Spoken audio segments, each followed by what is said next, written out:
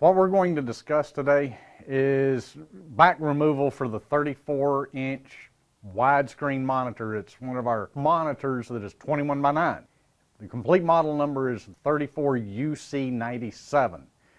Now, there's an access hole where the wires come in and out of the back. You can just reach in that and pry up and pull the access panel out of the way.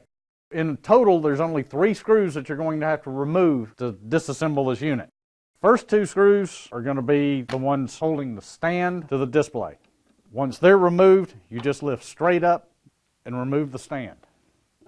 By the main power switch, there is a screw that you're going to have to remove. Make sure the torque on the drill is extremely low. It will strip very easily.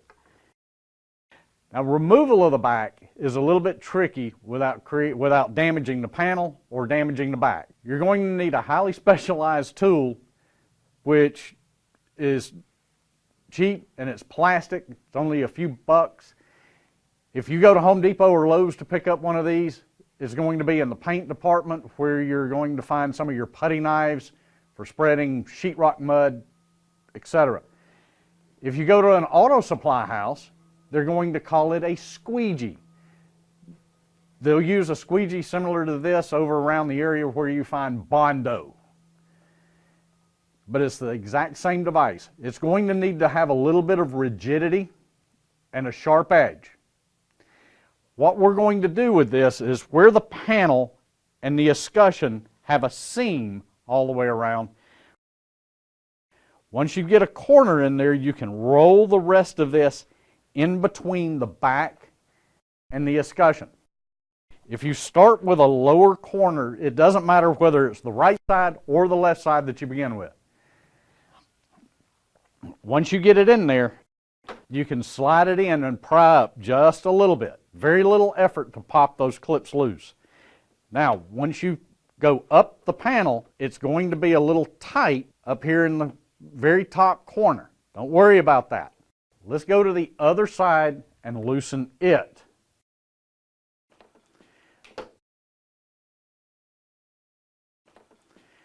We've unclipped everything down both sides. Now the back will lift up slightly.